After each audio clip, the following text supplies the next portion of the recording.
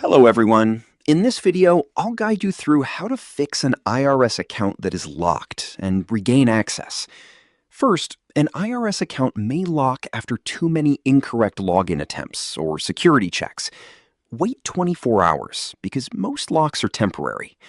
Next, go to irs.gov and use the Forgot Username or Password option to reset your login. If that fails, verify your identity using id.me or login.gov by uploading your ID and taking a selfie.